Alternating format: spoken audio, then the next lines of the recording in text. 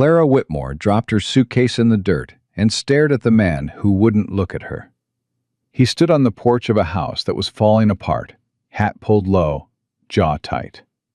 Behind him, dust covered everything: the railing, the windows, the silence between them.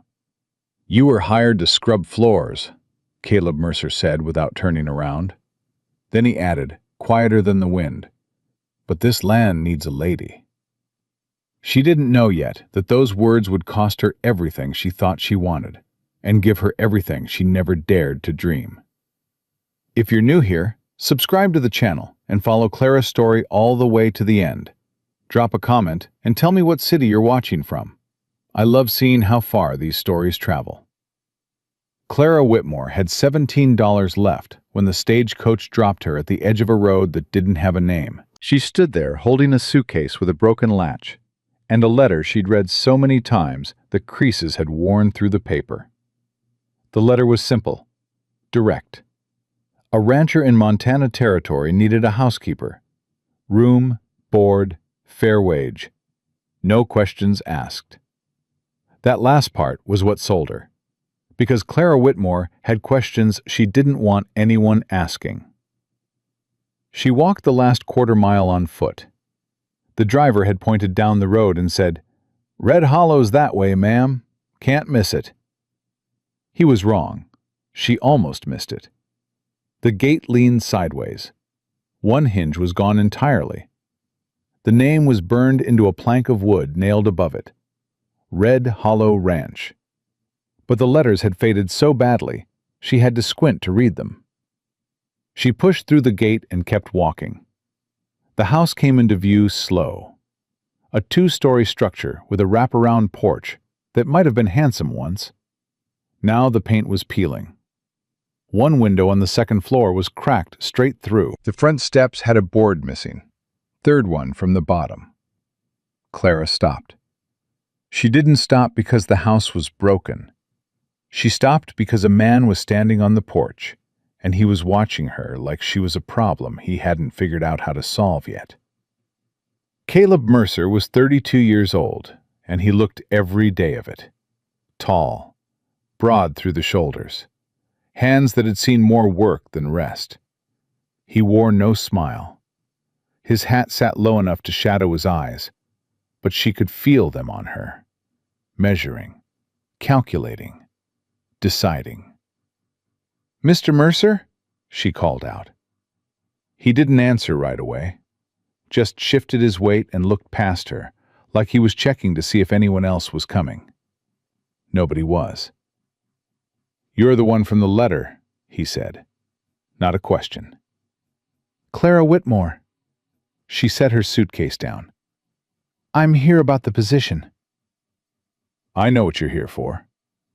He turned and walked inside without another word. Clara stood in the heat, her dress already damp against her back, and thought about turning around.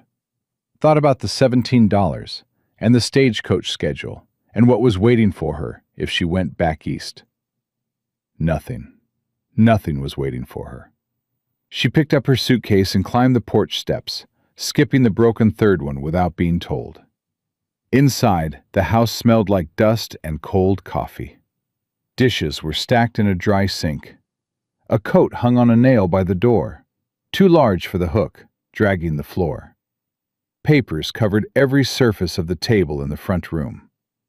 Not books, ledgers, receipts, letters with red ink along the margins. Caleb stood at the far end of the room with his back to her. "Kitchen's through there," he said, pointing left. "Your room's upstairs, end of the hall. Stove works if you prime it right. Pumps out back." "Mr. Mercer, water's not reliable past noon in the summer. Fill what you need in the morning." "Mr. Mercer." He stopped. "I'd like to know what I'm walking into," Clara said. He turned around slowly, looked at her, really looked at her, for the first time. She was younger than he expected. Thinner, too. Her dress was clean, but mended at the sleeve. Her boots had been resoled at least once. But her eyes were steady. That was the part that made him pause. "You're walking into a ranch that needs more help than one woman can give," he said. "Then it's a good thing I'm not offering just one thing." Something shifted in his face. Not softness, not warmth, just attention. "You'll start tomorrow," he said. "Supper's whatever you can make from what's in the pantry." He walked past her toward the door. "Mr. Mercer." He stopped again, hand on the doorframe. "The letter said fair wage," Clara said. "I'd like to know what that means before I unpack." "It means you'll eat. You'll have a roof. And if the ranch survives the summer, you'll be paid in full come fall." "If it survives?" He didn't answer. The screen door slapped shut behind him. Clara stood alone in the room, full of paper and dust. And for the first time since leaving Pennsylvania, she felt something sharper than fear. Curiosity. She set her suitcase by the stairs and walked to the table. She picked up one of the ledgers and opened it. The numbers hit her like cold water. Red Hollow Ranch was drowning. Expenses outpaced income by nearly double. Cattle counts were down. Feed costs were climbing. And there were debts, old ones, marked in a hand that wasn't Caleb's. His wife's, maybe, or his father's. Someone who'd been gone long enough that the ink had yellowed. Clara turned the pages slowly. Her hands didn't shake. She'd seen numbers like these before, in her father's office, the year before he lost everything. Before the bank took the house in Philadelphia. Before her mother stopped eating. Before Clara learned that dignity was something you could lose overnight if you weren't careful. She closed the ledger and put it back exactly where she found it. Then she went to the kitchen and started working. By the time the sun dropped low, Clara had the kitchen scrubbed, the pantry sorted, and a pot of bean soup on the stove. It wasn't much, but it was hot and it was ready. Caleb came in through the back door with a man she hadn't seen before. Older, weathered. He had the kind of face that looked like it had been carved by wind and bad decisions, but his eyes were kind. "Ma'am," the man said, tipping his hat. "Elias Boone. I'm the foreman here. What's left of one, anyway." "Clara Whitmore." "She's the new housekeeper," Caleb said, washing his hands in the basin without looking up. "Well, it's about time somebody cleaned this place," Elias said. "I was starting to think the spiders had filed a claim." Clara almost smiled. Almost. They sat down to eat. Nobody talked for the first few minutes. "There's something to cook with." "Clara, there's something to cook with," Clara said. "Pantry's been low," Caleb said, not looking up from his bowl. "I'll ride to town for supplies this week." "I saw the ledger," Clara said. The room went quiet. Caleb's spoon stopped halfway to his mouth. He set it down carefully. "You went through my papers." "They were on the table, in plain sight." "That doesn't mean they're yours to read." "No," Clara agreed. "But if I'm working for a ranch that might not exist in 3 months, I'd like to know now rather than later." Elias leaned back in his chair and looked at the ceiling like he was praying for patience. Caleb's jaw tightened. "The ranch will exist." "Not at this rate," Clara said. "You're losing money faster than you're making it. Your cattle count is down by 1/3 from last year. Your feed costs have doubled." "And there's a debt notation in that ledger marked Callahan, with no payment recorded in over 14 months. Silence. Elias let out a long breath. "Well," he muttered, "she reads fast." "Who is Callahan?" Clara asked. Caleb stood up from the table. His chair scraped against the floor hard enough to make the dishes rattle. "Callahan is not your concern," he said. "If he's owed money by this ranch, and I'm depending on this ranch for my livelihood—" "You've been here 4 hours, Miss Whitmore." "Long enough to count." He stared at her. She stared back. Elias very quietly took another spoonful of soup. "Victor Callahan," Caleb said, his voice dropping low, "owns the land north of here. Half the water in this valley runs through his property before it reaches mine. He's been trying to buy Red Hollow for 2 years. When I wouldn't sell, he started squeezing." "Squeezing how?" "Pricing me out, hiring away my hands, slowing my water. And now he's got a lawyer in Helena filing a boundary dispute that says half my eastern pasture belongs to him." Clara folded her hands in her lap. "Does it?" "No." "Can you prove that?"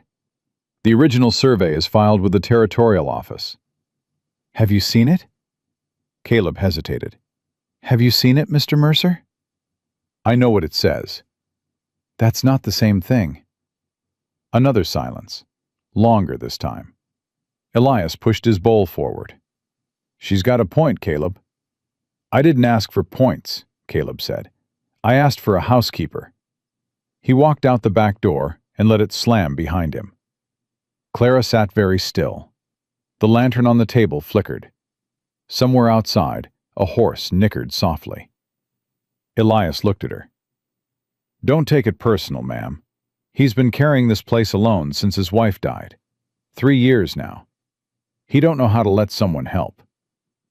"How did she die?" "Fever. Winter of '81. Took her fast. Took the baby, too." Clara's hands tightened in her lap. "I'm sorry." "He don't talk about it, but it's in everything he does." Elias stood and carried his bowl to the basin. "You seem like a smart woman, Miss Whitmore. Smarter than he expected, I'd wager. But this ranch, it ain't just about money. It's about what a man is willing to lose before he admits he can't do it alone. And what about what a woman is willing to do when she has nowhere else to go?" Elias looked at her for a long moment. Then he tipped his hat. "I reckon that's the question, ain't it?" He walked out into the dark, and Clara was alone again. She sat at that table for a long time. She looked at the ledgers. She looked at the stacked dishes she'd already washed. She looked at the cracked window and the sagging shelf, and the coat dragging on the floor by the door. Then she stood up, found a pen, and opened the ledger to a clean page. She started writing. 3 days passed before Caleb spoke to her about anything other than chores. She didn't push. She cleaned. She cooked. She organized the pantry, mended the porch railing, and fixed the 3rd step on the front stairs with a board she found in the barn. She did it without asking permission and without asking for thanks. Caleb noticed. He didn't say so, but Elias told her he'd seen Caleb stand on that step twice, testing it with his full weight, looking at it like he couldn't figure out how it got fixed. On the 4th morning, Clara was at the kitchen table before dawn, writing in the ledger by lantern light. Caleb came in for coffee and stopped when he saw her. "What are you doing?" "Reorganizing your accounts." "I didn't ask you to. You're double recording feed expenses, and your cattle sale for March is entered wrong. You wrote the gross, not the net. After transport costs, you actually lost $12 on that deal." He stood there, coffee pot in hand, staring at her. "Where did you learn to do this?" "My father was a merchant in Philadelphia. I kept his books from the time I was 14. "You kept books. Until there were no books left to keep." He poured his coffee slowly, sat down across from her, looked at the ledger. "Show me," he said. She did. For an hour she walked him through every error, every gap, every place where money was bleeding out with no record. She showed him where feed could be purchased cheaper from a different supplier in town. She showed him where his cattle count didn't match his branding records, meaning either someone was stealing or the count was wrong from the start. Caleb listened. He didn't interrupt. His face didn't change much, but his eyes did. Something behind them opened, just a crack. "You see all this," he said quietly, "and you still stayed?" I've seen worse, Mr. Mercer. I've lived worse. He looked at her for a long time. Then he nodded once. Call me Caleb. It was a small thing, but Clara felt the weight of it. The first brick removed from a wall he'd been building for 3 years. Caleb, she said, we need to find that survey. The next morning, Clara rode into town with Elias. The town was called Stillwater, and it sat in a valley between 2 ridges of dry hills. A main street with a general store, a saloon, a church, and the land office that doubled as the post office. Elias waited outside while Clara went into the land office. The clerk was a thin man with wire spectacles and ink-stained fingers. He looked up when she walked in, and immediately looked confused. Help you, ma'am? I'm looking for the original boundary survey for the property registered under Mercer, Red Hollow Ranch. You family? I'm employed there. Employed. He said it like he was tasting something sour. Ma'am, property records aren't for hired help to go rummaging through. I'm not rummaging. I'm requesting a public document. Territorial surveys are filed with the county. Might take weeks to pull. Then I suggest you start today. The clerk blinked. Now, see here. The survey was filed in 1871 or 1872. Most likely under the original homestead claim. It should be in your records unless it's been moved or misfiled. I'll wait. He stared at her. She didn't move. 20 minutes later, he came back with a folder. This is what we've got, he said, dropping it on the counter like it was doing her a personal favor. Don't take it out of the office. Clara opened the folder and read every page. The survey was clear. Red Hollow's eastern boundary extended to the creek, not to the ridge where Callahan was claiming. The original markers were documented with coordinates and witness signatures. But there was something else in the folder. A newer document. A petition filed 6 weeks ago by one Victor Callahan, requesting a boundary resurvey based on irregularities in original documentation. Clara's hands went still. She read it twice. Then she closed the folder, thanked the clerk, and walked outside into the bright Montana sun. Elias was leaning against the wagon, chewing a straw. Find what you needed? I found what he's doing, Clara said. Callahan isn't just claiming the land. He's trying to get the original survey thrown out. If he gets a new survey ordered, he'll have his own men do it, and they'll draw the line wherever he wants. Elias spat the straw out. That crooked son of a... We need to get a copy of that original survey before it disappears. You think he'd do that? Destroy a legal document? I think a man who poisons cattle and diverts water isn't worried about a piece of paper. Elias looked at her with something new in his eyes. Respect, maybe. Or fear. Ma'am, he said, you sure you were hired to clean house? Clara climbed into the wagon. I was hired to do what needs doing. That evening, Clara told Caleb everything. He stood by the fireplace, one hand on the mantel, the other clenched at his side. His face darkened as she spoke, but he didn't interrupt. He let her finish. When she was done, the room was so quiet she could hear the fire popping. He filed 6 weeks ago, Caleb said. Yes. And nobody told me. The clerk didn't seem eager to share information with anyone from Red Hollow. Callahan's got people in that office. I believe so. Caleb turned away from her and stared into the fire. The light moved across his face, hard lines, clenched jaw, eyes that burned with something more than anger. I've been fighting this man for 2 years, he said, with fences and cattle and sweat. And he's been fighting me with paper.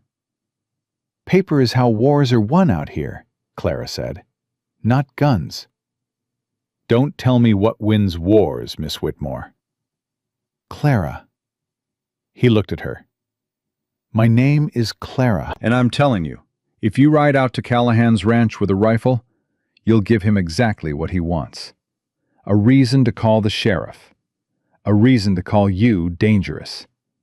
A reason to take this land legally while you sit in a jail cell. The fire cracked. Caleb's hand tightened on the mantel. Then what do you suggest? I suggest we make copies of every document in that file before Callahan's men can touch them. I suggest we write to the territorial office in Helena directly. I suggest we find out who witnessed the original survey and whether any of them are still alive. And I suggest you stop treating me like a woman who scrubs floors and start treating me like someone who can help you keep this ranch. The silence that followed was the loudest thing in the room. Elias, who had been standing in the doorway the entire time, let out a low whistle. I'd listen to her, Caleb, he said. She's the smartest person in this house. And that includes the both of us. Caleb looked at Clara. She stood with her hands at her sides, shoulders square, chin level. She wasn't begging, she wasn't pleading. She was standing in his house, in his life, telling him the truth he didn't want to hear. All right, he said quietly. We do it your way. Our way, Clara corrected. He almost smiled. Almost. Our way. Outside, the Montana sky stretched wide and dark, full of stars that didn't care about boundary lines or legal claims, or the war that was building between two men over a piece of land. But inside that house, something had shifted. Clara Whitmore had come to Red Hollow to survive. Now she was beginning to fight. And Caleb Mercer, for the first time in 3 years, was not fighting alone. The next morning came fast, and Clara was already at the table when Caleb walked in. She had the ledger open, a fresh page filled with her handwriting. Names, dates, numbers, all lined up in tight, careful rows. She didn't look up when he poured his coffee. She didn't look up when he sat down across from her. You sleep at all? He asked. Enough. That's not an answer. It's the one you're getting. She turned the ledger toward him. I went through every entry from the last 18 months. You've been paying Callahan a water access fee. I know that. Did you know it's not legal? Caleb set his cup down. What do you mean? There's no recorded easement granting Callahan control of the creek that feeds your eastern pasture. The water originates on territorial land, unclaimed. He doesn't own it. He's been charging you for something that isn't his. Caleb's face went still, the kind of still that happens right before a man either breaks something or walks away. He did neither. How much? He asked. Over 14 months? Close to $300. $300. He repeated it like the words had weight. Because they did. $300 was the difference between surviving the summer and losing the herd. He's been bleeding you slowly, Clara said. Not enough to kill the ranch in one blow, just enough to weaken it. So when he makes his offer to buy, you'll be too tired to say no. Caleb pushed back from the table and stood.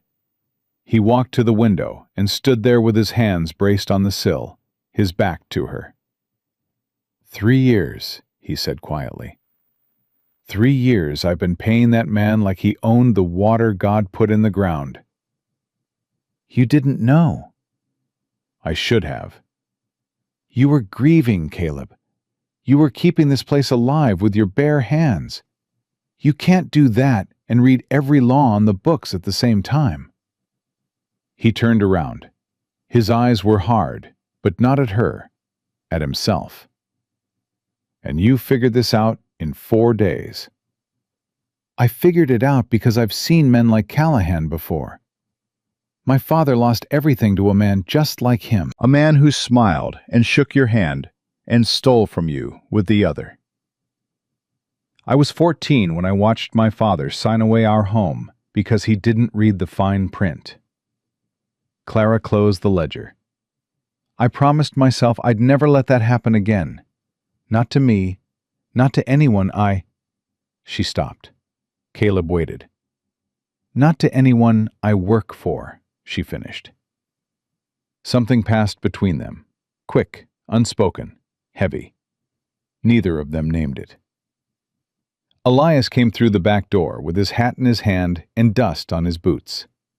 He looked at the two of them standing on opposite sides of the kitchen, like fence posts in a storm, and cleared his throat. "Morning," he said carefully. "We got a problem." "Another one?" Caleb muttered. "Jake Howell quit. Packed his things last night and rode out before dawn."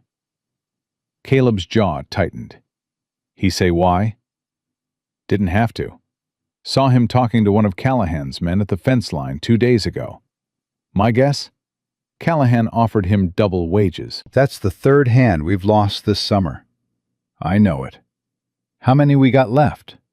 "You, me, and old Pete. And Pete's hip is so bad he can barely mount up." Clara watched Caleb absorb this. She watched the way his shoulders dropped, just half an inch, before he pulled them back. She watched him rebuild himself right there in the kitchen, brick by brick, the way a man does when he's been doing it so long he doesn't even know he's doing it anymore. "We'll manage," he said. "Caleb," Elias said gently, "we can't run 600 head with 3 men." "We'll manage." Elias looked at Clara. Clara looked at Elias. Neither of them argued. But Clara made a decision in that moment, the kind of decision that doesn't announce itself, that doesn't come with trumpets or drama, the kind that settles into a woman's bones like iron. She was done being the housekeeper. That afternoon she rode into Stillwater with Elias again. But this time, she didn't go to the land office. She went to the general store. Martha Greer ran the store, a wide woman with silver hair pulled back tight and hands that had stocked shelves for 30 years. She looked at Clara over the counter with a kind of expression that said she'd already heard every piece of gossip about the new woman at Red Hollow. "You're the one Mercer hired," Martha said, not unkindly, just directly. "I am." "Housekeeper." "That's what the letter said." Martha's eyebrow went up a fraction. "And what does the truth say?" Clara placed her list on the counter. "The truth says I need flour, salt, coffee, and lard. And I need them on credit because Red Hollow's accounts are dry until the next cattle sale." "Credit." Martha looked at the list, then back at Clara. "Honey, Caleb Mercer hasn't had credit in this store for 6 months. Not since Callahan started telling folks that Red Hollow was going under."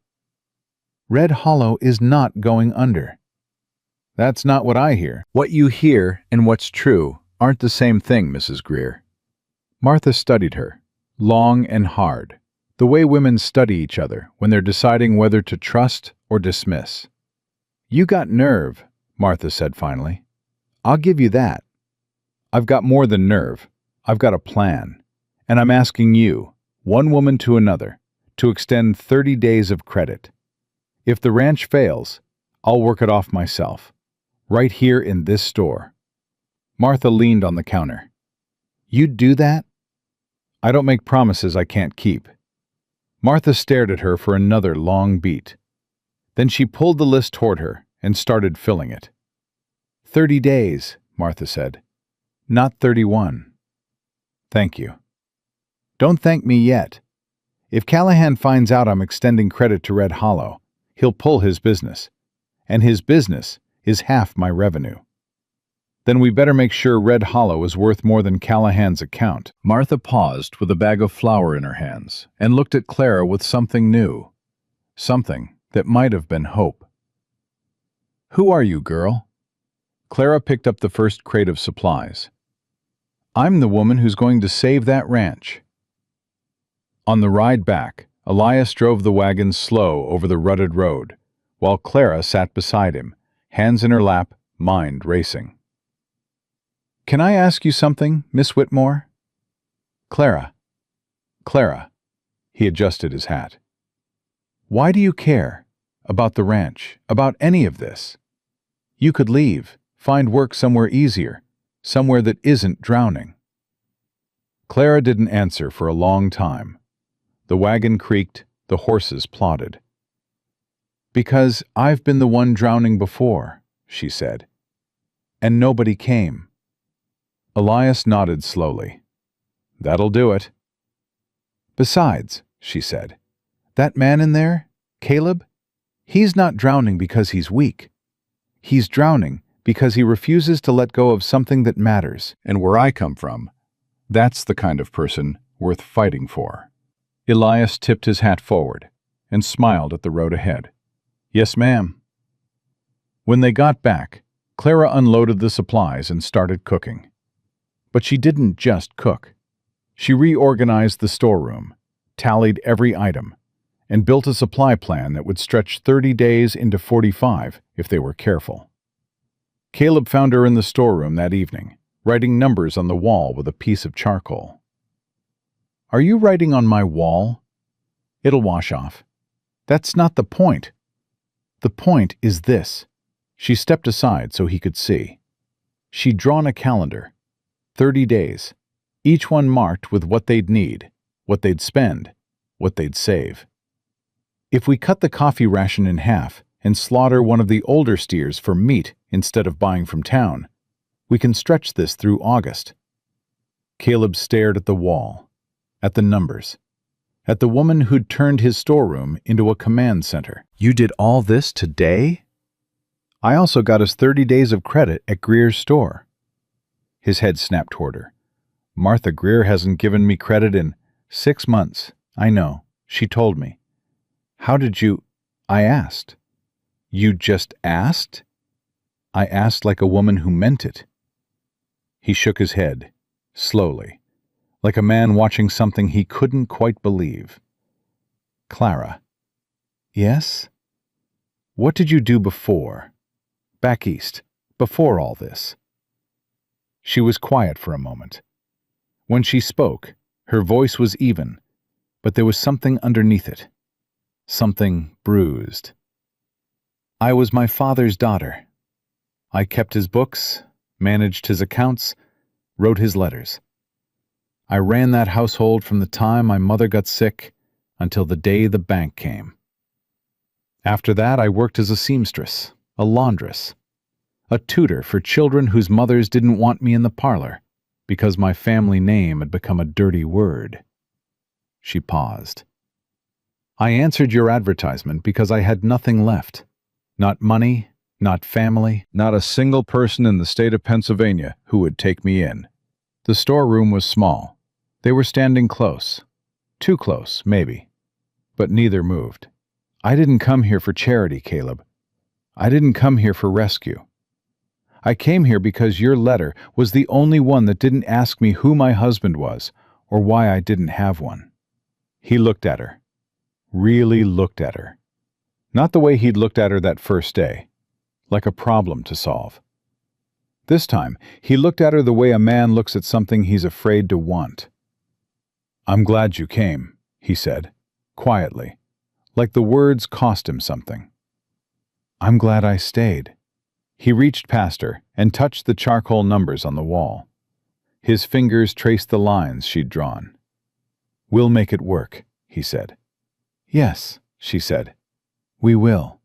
He left the storeroom without another word. But that night, Clara heard him on the porch. And for the first time since she'd arrived, he wasn't pacing. He was sitting still. 3 days later, everything changed. Clara was in the kitchen when she heard hooves. Fast. Too fast for someone arriving friendly. She went to the window. A man on a black horse was riding up to the house. Behind him, 2 more riders. They didn't dismount at the gate. They rode straight through. Caleb came off the porch with his rifle before Clara could speak. "That's far enough," Caleb called out. The man in front reined up. He was maybe 50, well dressed for a rancher, with a silver watch chain and boots that hadn't seen mud in weeks. His face was smooth and tanned, and his smile was the kind that didn't reach his eyes. Victor Callahan. "Easy, Mercer," Callahan said, hands raised in mock surrender. "Just a social call." "You don't make social calls, Callahan." "Now that hurts my feelings." Callahan shifted in his saddle and looked past Caleb, straight at Clara, who stood in the doorway. "I see you've got company. New wife?" "None of your business." "Everything in this valley is my business, Mercer. You know that." Callahan's smile widened. "I came to make you an offer, a generous one. 1,200 for the ranch. Land, cattle, buildings, everything. The land alone is worth 3 times that. Maybe, in a good year, with water, with hands, with cattle that aren't dying." Callahan leaned forward. "None of which you have." Caleb's grip on the rifle tightened. "Walk away, Callahan. Think about it. $1,200. You could start over somewhere smaller, more manageable." "I said walk away." Callahan's eyes drifted to Clara again. Something cold moved in them, something calculating. "Ma'am," he said, tipping his hat, "whoever you are, I'd advise you to pack your things. This ranch won't last the summer." Clara stepped off the porch. She walked right past Caleb, right up to Callahan's horse, and looked up at him with a face that could have been carved from stone. "Mr. Callahan," she said, "I know about the water fees. I know they're illegal. I know about the boundary petition you filed in Helena. And I know the original survey contradicts every claim you've made." Callahan's smile didn't move, but his eyes did. "I don't know who you are, miss. My name is Clara Whitmore, and I'm telling you, formally, that Red Hollow Ranch will be contesting your petition, challenging the water fees, and filing for full reimbursement of every dollar you've taken under false pretense." Silence. One of Callahan's riders shifted uncomfortably in his saddle. Callahan looked at Clara for a long time. Then he looked at Caleb, then back at Clara. "You've got yourself a lawyer, Mercer?" Callahan said softly. "Or just a woman with a big mouth?" "I've got someone who reads," Caleb said, "which is more than you counted on." Callahan's smile finally broke. What was underneath wasn't anger. It was something worse. Patience. "You're making a mistake," he said. "Both of you." He turned his horse and rode back through the gate, his men behind him. The dust settled slowly. Clara stood in the yard, her hands shaking. Caleb walked up beside her. He didn't touch her, didn't say anything heroic. He just stood there, shoulder almost touching hers, watching the riders disappear. "You shouldn't have done that," he said. "Probably not." "He'll come back harder now." "I know." "He's not a man who forgets." "Neither am I." Caleb looked at her, and for the first time since she'd known him, something cracked in his face. Not pain, not anger. A smile. Small, barely there, but real. "No," he said. "I don't reckon you are." That night, Elias rode in late from checking the eastern fence line. He came into the kitchen where Clara and Caleb were sitting at the table, maps spread between them, and he dropped his hat on the counter without his usual humor. "We got trouble," he said. "What kind?" Caleb asked. "The creek's running low, half what it was last week, and I found fresh tracks along the ridge. Wagon tracks. Someone's been up there diverting water." Clara's stomach dropped. Caleb stood up slowly. "He's doing it. He's actually cutting the water." If that creek drops much more, we lose the eastern pasture by August. Cattle can't graze without water." Clara looked at the map. She traced the creek line with her finger, following it north toward Callahan's property. "The diversion point," she said. "Where is it?" "About 2 miles up, near the ridge crossing. There's a natural bend where the creek narrows. Perfect spot to dam it or trench it." "And it's on territorial land?" "Far as I know." "Then it's illegal. He can't divert water on land he doesn't own." "Legal or not," Elias said, "the water's going, and by the time a judge hears about it, the pasture will be dead." Caleb reached for his hat. "Where are you going?" Clara asked. "To fix it." "Caleb, I'm not going to shoot anyone. I'm going to fill in whatever trench they dug and open that creek back up. And when Callahan's men come back tomorrow and dig it again, then I'll fill it again." "That's not a solution. That's a war of shovels. You got a better idea?" Clara thought for exactly 3 seconds. "Yes, I need to go back to the land office. Tomorrow. First thing." "For what?" "Water rights. If the creek originates on territorial land, there's a water use filing system. First to file gets priority. If Caleb files a water use claim before Callahan does, the diversion becomes not just illegal, it becomes theft."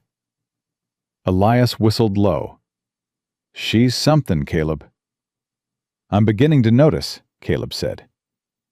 He didn't ride out that night. Instead, he sat at the table with Clara until the lantern burned low, and they went through every map, every record, every piece of paper she'd collected. They built their case the way you build a wall, one stone at a time. And when the lantern finally sputtered out, Caleb spoke in the dark. "Clara." "Yes?" "My wife, Margaret. She used to say that God doesn't send you what you want. He sends you what the land needs." Clara was quiet. "I think she was right," he said. He stood and walked to the door, paused with his hand on the frame. "Thank you," he said, "for staying." Then he was gone, and Clara sat alone in the dark kitchen, her heart pounding against something she hadn't expected and wasn't ready to name. The next morning she rode to Stillwater before the sun was fully up. She walked into the land office the moment it opened and filed a water use claim for Red Hollow Ranch on the unnamed creek feeding the eastern pasture. The clerk looked at her with the same sour expression as before. "You again." "Me again, and this time I'd like a stamped receipt." She got it. On her way out of the land office, she nearly walked into a man standing in the doorway. Tall, well-dressed, a badge pinned to his vest. Sheriff Doyle. He looked at the papers in her hand, then at her face. "You're the woman from Red Hollow," he said. "I am." "Callahan tells me you've been making threats." "I've been making filings. There's a difference." Doyle's jaw worked. He was a big man, maybe 45, with the kind of face that had been handsome once, but had gone soft in the wrong places. He looked like a man who slept poorly and made decisions worse. "I'm going to give you some advice, miss, free of charge." "I'm listening." "Let it go. Whatever fight you think you're picking with Victor Callahan, let it go. That man has friends in Helena. He has money. He has patience. And he doesn't lose." Clara folded the receipt carefully and put it in her pocket. "Sheriff Doyle," she said, "with all due respect, neither do I." She walked past him into the street, and she did not look back, but her hands were shaking the entire ride home. Because she knew that what had started as a boundary dispute had become something much bigger. This wasn't about land anymore. This was about whether a woman with nothing and a man with everything to lose could stand against the kind of power that had been crushing people like them since the territory was drawn. When she got back to Red Hollow, Caleb was waiting on the porch. He stood when he saw her ride in. He walked down the steps and took the horse's reins while she dismounted. "Did you file it?" he asked. She pulled the receipt from her pocket and handed it to him. He read it again. Then he looked at her with an expression she hadn't seen before. Something raw and unguarded, like a window thrown open after years of being shut. "Clara Whitmore," he said. "Where in God's name have you been all this time?" She took the receipt back and tucked it away. "Waiting," she said, "for something worth fighting for." The water came back 2 days after Clara filed the claim. Not because Callahan had a change of heart. Because Caleb and Elias rode up to the ridge before dawn and tore out the diversion trench with their bare hands and a pair of shovels. But Clara knew it wouldn't hold. Men like Callahan didn't stop because you won a round. They stopped when you broke something they couldn't fix. And she hadn't broken anything yet. The first week of August hit Red Hollow like a fist. Heat came in waves that pressed down on the land and didn't lift, even at night. The cattle bunched near the creek, and the 3 men left on the ranch, Caleb, Elias, and old Pete, worked from before sunrise until after dark just to keep things moving. Clara cooked, kept the books, hauled water, mended tack, and fell into bed each night so tired her bones ached. But the ranch was holding. Barely. On the 8th day of August, Clara was in the kitchen doing the accounts when she heard Elias ride in hard. Too hard. The horse was lathered and blowing when he pulled up to the porch, and he was off the saddle before the animal stopped. "Clara!" He was through the door in 3 steps. "Where's Caleb?" "South pasture. What happened?" Elias put both hands on the table and leaned forward, breathing hard. 12 head dead. Eastern fence line. Poisoned. Clara's pen stopped. "Poisoned how?" "Water trough. Someone put something in it. I found the cattle this morning. Bloated. Stiff. Been dead since last night. Maybe longer." "Did you check the creek?" "Creek's fine. It was the trough. Only the trough." "Someone came onto our land." "In the night. Through the eastern gate. I found boot prints." Clara stood up. Her hands were steady, but her voice was not. "Ride to Caleb. Tell him. Don't let him go to Callahan's place. Do you hear me, Elias? Don't let him ride over there." "Clara, if Caleb shows up at Callahan's ranch with a rifle after 12 dead cattle, Callahan will shoot him and call it self-defense. That's what he wants. That's what this is." Elias looked at her. His face was gray under the dust. "You think Callahan would go that far?" "I think a man who poisons cattle isn't worried about what comes next." Elias grabbed his hat and was back on his horse in under a minute. Clara watched him ride south, and then she did something she hadn't done since she was 14 years old. She prayed. Not long, not fancy. Just 3 words whispered into the empty kitchen. "Let him listen." Caleb didn't listen. He rode in an hour later, and Clara knew from the way he dismounted, fast, hard, throwing the reins like they burned him, that Elias had failed. "Caleb, 12 head, Clara, 12.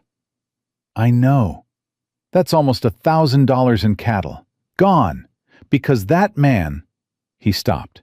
His voice was shaking, not with fear, with rage so deep it had nowhere to go. "That man came onto my land, in the dark, like a coward, and killed my animals." "I know." "I'm going over there." "No. This is my ranch, and it won't be your ranch if you're dead or in jail." He turned on her. His eyes were wild. "Then what? What do I do? File another paper? Write another letter? While he picks me apart piece by piece?" Yes. That's not enough. It has to be enough. They stood in the yard, 3 feet apart, both breathing hard. The heat pressed down. Somewhere behind the barn, old Pete was singing to the horses, low and tuneless, the way he always did when things were bad. Clara spoke first, quiet, controlled. Caleb, I know what this feels like. I know what it feels like to watch someone take everything from you, one piece at a time, while the law does nothing. I watched it happen to my father. I watched it break him. And I swore I would never stand by and watch it happen again. Then don't ask me to stand by either. I'm not asking you to stand by. I'm asking you to fight smart. There's a difference between courage and stupidity, and right now you're standing on the wrong side of that line. His jaw worked. His fists clenched and unclenched at his sides. He killed my cattle, Clara. And we're going to prove it, not with a bullet, with a witness, a filing, and a judge. The judge is in Helena. That's 2 weeks. Then we have 2 weeks to build a case so strong that Callahan can't buy his way out of it. Caleb stared at her. The rage was still there. She could see it in every line of his body, in the cords of his neck, in the white of his knuckles. But something else was there too. Something he was fighting harder than Callahan. Trust. All right, he said. The words came out rough, like they'd been dragged over gravel. All right. Your way. Our way. He almost broke then. She saw it, a fracture in the wall he'd built so carefully for 3 years. A crack that ran straight through him. But he held. He held because that's what Caleb Mercer did. He held. Our way, he repeated. Clara rode into Stillwater that afternoon. She went straight to Martha Greer's store, but she didn't go inside. She stood on the porch and waited. She waited because she'd sent a message ahead with Elias, and she needed someone specific to show up. 20 minutes later, a woman in a blue bonnet came around the corner. Small, sharp-eyed, maybe 60. She walked with a cane but moved like she didn't need it. "You're the Whitmore girl," the woman said. "Yes, ma'am." "I'm Edna Harlan. My husband was Thomas Harlan. He witnessed the original survey of Red Hollow Ranch in 1871. Clara's heart hammered. "Is he alive?" "Died in 79. But I've got his papers, all of them, including the field notes from the survey." "Mrs. Harlan, I need those papers." "I know you do. That's why I'm here." Edna reached into her bag and pulled out a leather folder, soft with age. "My Thomas was an honest man. He measured that land fair and square, and he told me on his deathbed, that Victor Callahan's father tried to bribe him to move the boundary markers. Thomas refused." Clara took the folder with hands that trembled. "It's all in there," Edna said. "The original notes, the measurements, and the letter Thomas wrote describing the bribe attempt. Dated and signed." "Mrs. Harlan, this could save the ranch." "I know." Edna's eyes were fierce. "My Thomas would have wanted that. He didn't stand up to a Callahan just to have his work erased by the man's son." Clara held the folder against her chest. "Thank you. I don't know how to—" "You can thank me by winning." Edna turned and walked away. She didn't look back. Didn't need to. Clara opened the folder right there on the porch. She read every page. Her hand shook the entire time, but her mind was clear. The field notes confirmed what she already knew. Red Hollow's boundary extended to the creek. But the letter, Thomas Harlan's letter, was something else entirely. It documented a pattern. The Callahan family had been trying to steal that land for over a decade. This wasn't just evidence. This was a weapon. She rode back to Red Hollow as fast as the horse could carry her. She found Caleb in the barn, cleaning the stalls by himself because there was nobody else to do it. "I need you to look at something," she said. He straightened up, pitchfork in hand. Sweat ran down his face. She held out the letter. He read it standing in the barn, and she watched his face change. The anger that had been burning wild all day, formless, dangerous, found its shape, found its direction. "His father," Caleb said. "Callahan's father tried to bribe the surveyor. 13 years ago. And now the son is finishing what the father started." "Does Callahan know this letter exists?" "I doubt it. Edna Harlan kept her husband's papers private." Caleb handed the letter back carefully, like it was made of glass. "What do we do with it?" "We send copies to the territorial office in Helena. We send copies to the judge. And we send a copy to the newspaper." Caleb looked at her. "The newspaper?" "Callahan's power comes from reputation. He's the biggest rancher in the valley. People do what he says because they're afraid of him. But fear only works in the dark, Caleb. You shine a light on it, and it dies. You want to go to war with him in public. I want to end this, not next year, not next month. Now."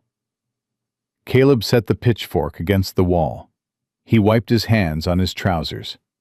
He looked at Clara, really looked at her, and what she saw in his eyes made her chest tight.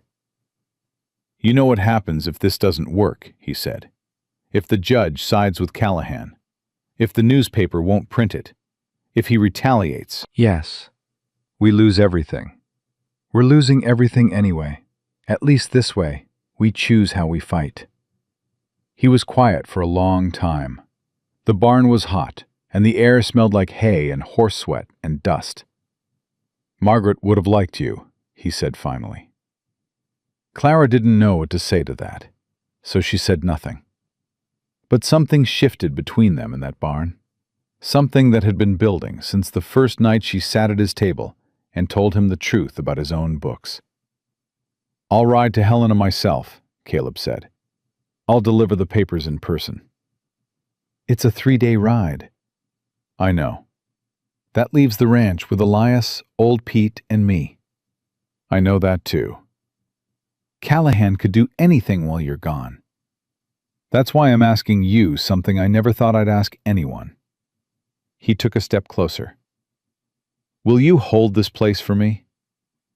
Clara looked at him, at this man who had lost his wife, his child, his hands, his cattle, and half his hope. Who was standing in a barn that was falling apart, asking a woman he'd known for 2 weeks to protect everything he had left. "I'll hold it," she said. "Clara, I said I'll hold it. Go." He left before dawn the next morning. Clara stood on the porch and watched him ride out. Just him and a saddlebag and the papers she'd prepared. And she didn't go back inside until he disappeared over the ridge. Then she turned around and looked at Red Hollow Ranch, hers to protect. The first day passed without incident. Clara kept to the routine: cooking, accounts, water hauling. Elias rode the fence lines. Old Pete tended the horses. Everything was quiet. Too quiet. On the second night, Clara couldn't sleep. She sat at the kitchen table with the lantern low, going through the ledger, when she heard something outside. A sound that didn't belong. She went to the window. Riders. 3 of them.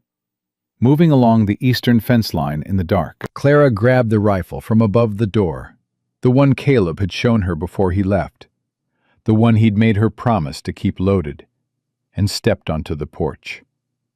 "Elias!" she called toward the bunkhouse. He was out the door in seconds, boots untied, pistol in hand. "What is it?" "Riders. Eastern fence." Elias squinted into the dark. "I see 'em. 3, maybe 4. "Callahan's men?" "Who else?" "What are they doing?" They watched. The riders moved along the fence line, stopping at intervals. Clara heard the sound of wire, cutting, snapping. "They're cutting the fence," Elias said. "They cut that fence, the cattle scatter into Callahan's land. He rounds them up, claims they wandered onto his property. Legal possession." "Not if we stop them." "Clara, there's 3 of them and 2 of us, and Pete can barely hold a rifle steady." "I don't need to shoot them. I need to see them." She grabbed the lantern and ran. Elias cursed and ran after her. Clara hit the fence line at a dead sprint, lantern held high. The light caught the nearest rider full in the face. A young man, maybe 20, with wire cutters in his hand and guilt written across every feature. "I see you!" Clara shouted. "I see your face! I know who you are!" The rider froze. "Ride back to Callahan and tell him this. Everything that happens tonight, I will swear to in court. Every face, every cut wire, every hoof print. And I will not stop until a judge hears every word." The rider looked at his companions. They looked at each other. Nobody moved. "Get off this land," Clara said. Her voice didn't shake. Her hands did, but her voice was iron. "Now." They rode, all 3 of them, into the dark, back toward the north, back toward whatever Callahan had promised them for a night's dirty work. Clara stood at the fence line, lantern raised, until she couldn't hear hooves anymore. Then her knees buckled. Elias caught her arm. "Easy," he said. "Easy."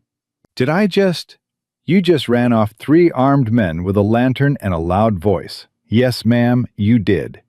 Clara laughed. It came out shaky and wet, and she pressed her hand over her mouth to stop it. "Caleb is going to kill me," she said.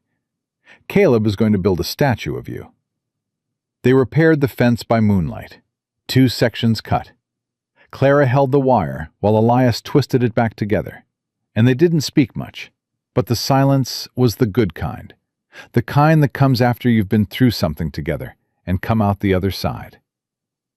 The 3rd morning, Clara was hauling water from the pump when she saw dust on the road from town. A single rider. Not Caleb.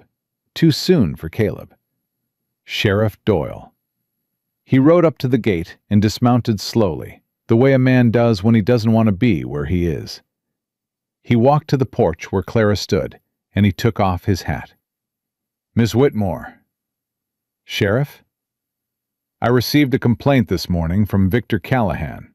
He says you threatened his men last night with a firearm." "That's a lie. He's got 3 men willing to swear to it."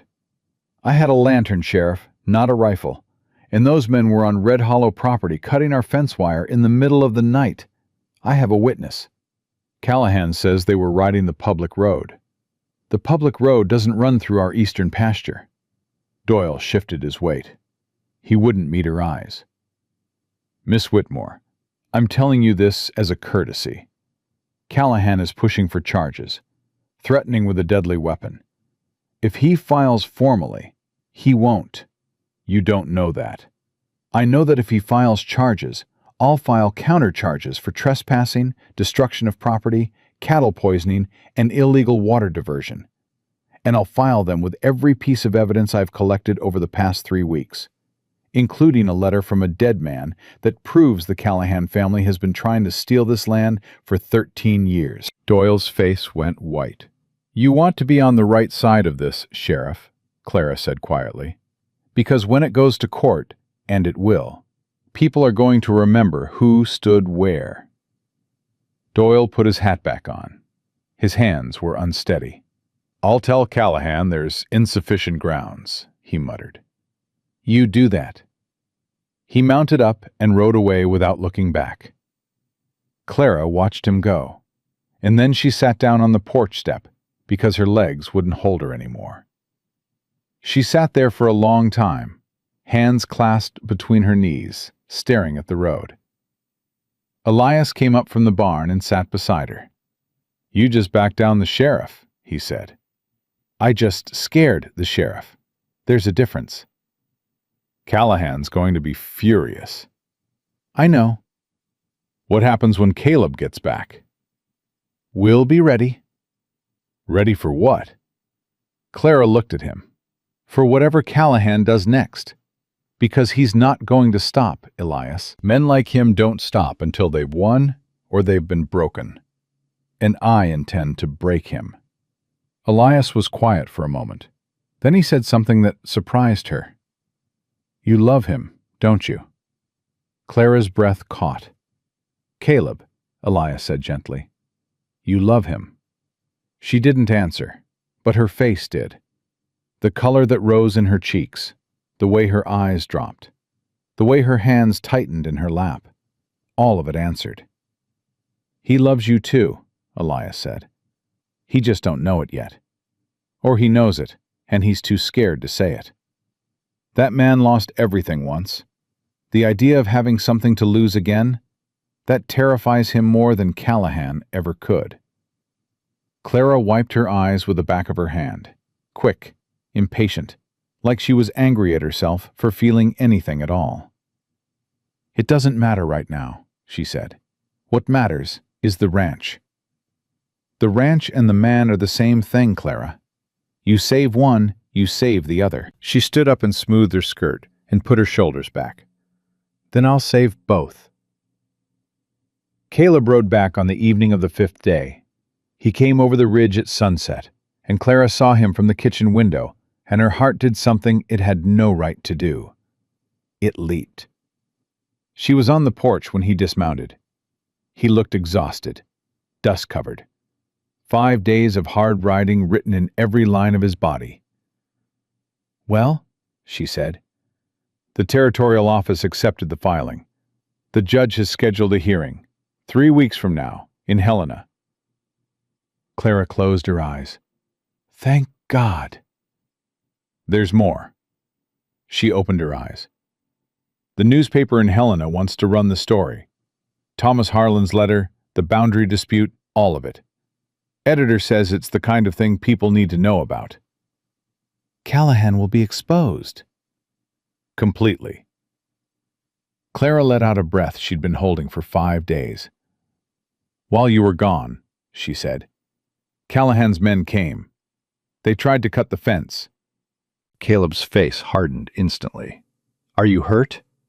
"No." "Clara, I handled it."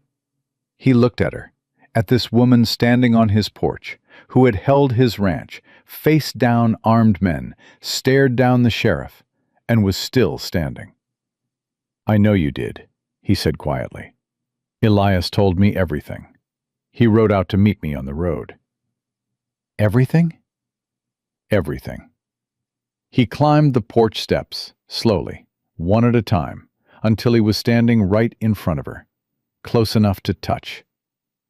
"Clara." "Yes?" "I've been thinking, the whole ride to Helena and back. I've been thinking about this ranch, and about Callahan, and about what happens next. But mostly, I've been thinking about you." Her heart was hammering. "I had a wife," he said. "I loved her.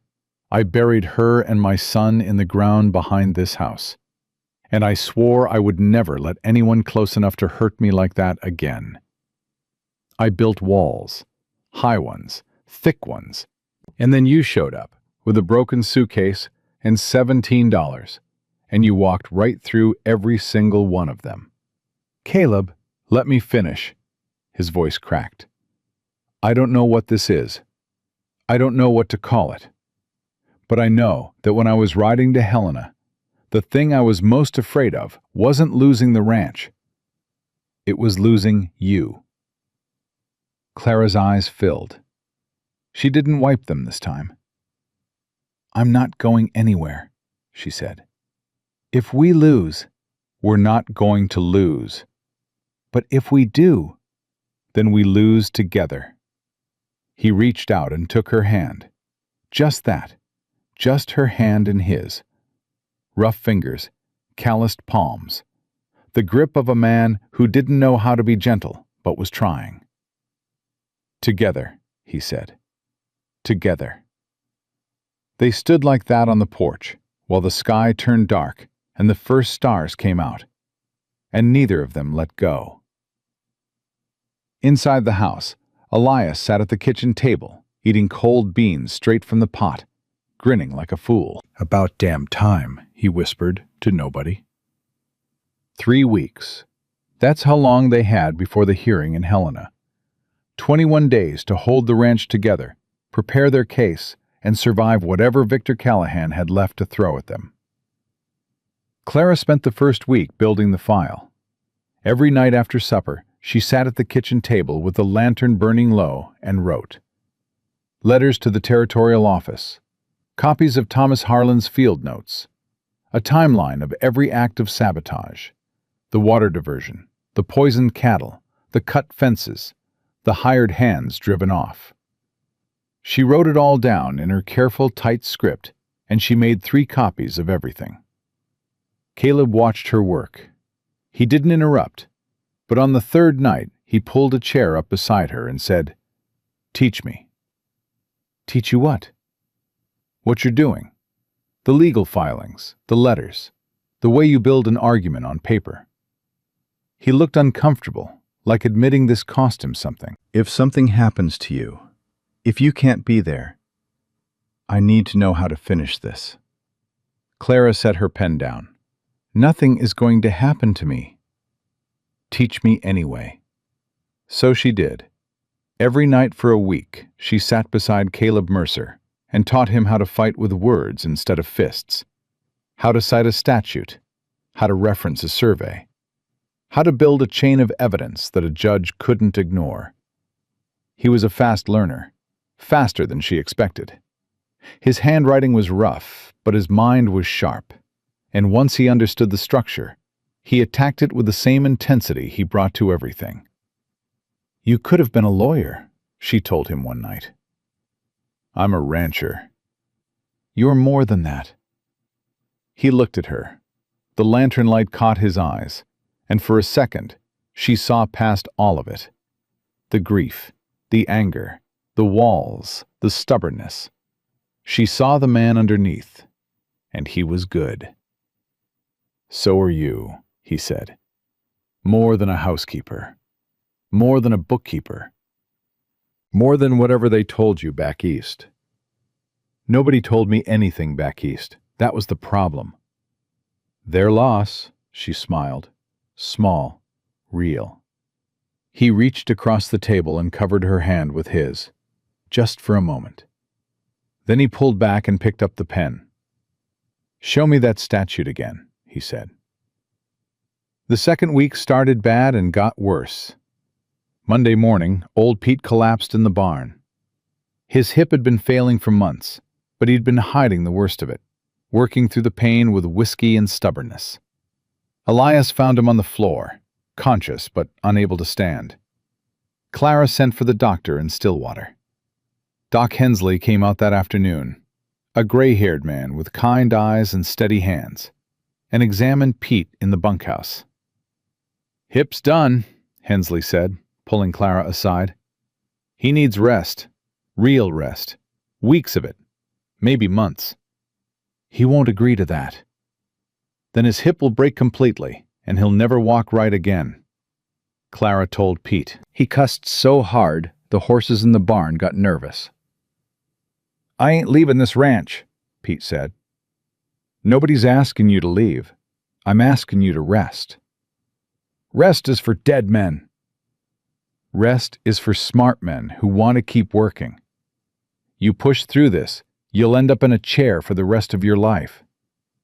You rest now, you'll be back in the saddle by winter." Pete glared at her. "You sound like my wife." "You had a wife?"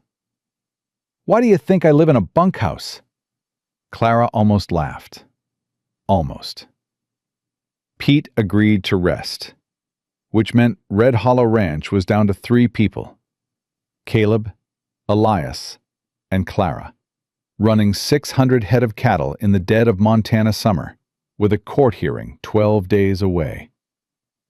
Clara started riding. She hadn't been on a horse regularly since she was a girl, and her body remembered in the worst way. That first day she rode the fence line with Elias, checking for cuts, checking for signs of Callahan's men. By evening, she could barely dismount.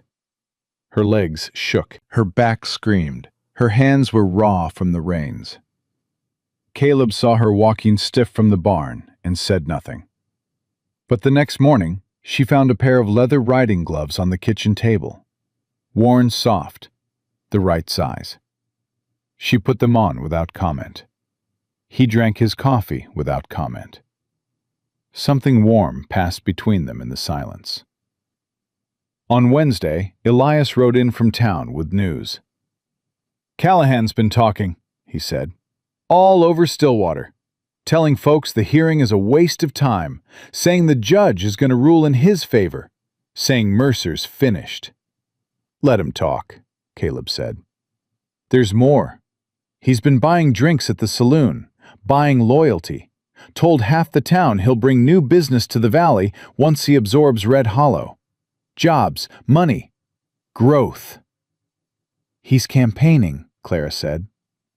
"He's buying a jury pool," Elias corrected. "If this thing goes to trial after the hearing, he wants every potential juror in his pocket." Clara's stomach turned. She hadn't thought of that. She'd been so focused on the legal filings that she'd forgotten the oldest weapon in the frontier playbook: social pressure. "We need allies," she said. "We don't have allies," Caleb said. "We have a foreman, a crippled ranch hand, and a woman from Pennsylvania. That's what we have."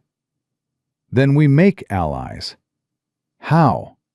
Clara thought about Martha Greer at the general store, about Edna Harlan and her husband's papers, about the clerk at the land office who'd been sour-faced but ultimately cooperative, about the women in town she'd seen watching her from behind curtains, curious, wary, waiting. "The women," Clara said. Caleb frowned. "What?" "Callahan is buying the men, the saloon, the drinks, the promises of work. He's not talking to the women. He doesn't think they matter. In court, they don't. Women can't serve on juries in the territory." "I'm not talking about court. I'm talking about opinion, about pressure, about the wives and mothers and daughters who actually run this town, whether anyone admits it or not. If the women of Stillwater stand with us, publicly, Callahan's support crumbles. Because no man is going to side with a cattle poisoner when his wife is standing in the kitchen telling him it's wrong." Elias let out a slow breath. "That's either brilliant or insane. Most good ideas are both." Caleb looked at her for a long moment. "You really think you can turn the women of a town you've been in for 3 weeks? I turned Martha Greer in 5 minutes. I turned Edna Harlan with one conversation. Women recognize each other, Caleb. We recognize who fights fair and who doesn't. And Victor Callahan has never fought fair a day in his life." The next morning, Clara rode into Stillwater alone. She went to Martha Greer's store first. Martha listened while Clara told her everything: the poisoned cattle, the cut fences, the forged boundary claim, the attempt to destroy the original survey. Martha's face went hard as iron. "That snake," she said. "I need your help, Martha." "What kind of help?" "I need you to talk. To the women in town. The ones who already know something's wrong but haven't said anything because they're afraid. You're asking me to go against Callahan publicly. I'm asking you to tell the truth publicly. There's a difference." Martha was quiet for a long time. She wiped the counter. She rearranged a display of tin goods that didn't need rearranging. Then she looked at Clara. "My husband built this store 40 years ago, before Callahan's father ever set foot in this valley. I've watched that family bully and buy and cheat their way into power for 2 generations, and I've kept my mouth shut because keeping my mouth shut kept my business alive. I understand. No, you don't. Because I'm done keeping my mouth shut. Martha came around the counter. She untied her apron and hung it on the hook by the door. "Give me an hour," she said. "I'll have 6 women at the church by noon." She had 8. Clara stood in the Stillwater Church that afternoon and spoke to 8 women ranging from 25 to 70 years old. She told them about Red Hollow, about the boundary dispute, about Thomas Harlan's letter, about the cattle and the fences and the water. She told them about Caleb, a widower trying to hold on to the last thing his family had built. And she told them about herself, a woman who'd come west with nothing, who'd found something worth fighting for, and who was asking for help. When she finished, the church was quiet. Then Edna Harlan stood up, old and fierce and steady on her cane. "My husband gave 30 years to this valley," Edna said. "He measured the land, he kept the records, and he did it honest. If Victor Callahan thinks he can erase that, over my dead body." One by one, the other women spoke. Mrs. Dalton, whose husband had sold cattle to Callahan at below market prices because he was too scared to negotiate. Sarah Pike, whose brother had worked at Callahan's ranch and been fired without pay for refusing to ride against Red Hollow. Ruth Emerson, whose family owned the land south of Callahan's and had been dealing with the same water manipulation for years. By the end of the hour, Clara had something she hadn't expected. Not just allies, an army. She rode back to Red Hollow that evening with a list of names and a feeling in her chest she barely recognized. It took her half the ride home to identify it. Hope. Caleb was on the porch when she rode in. He'd been waiting.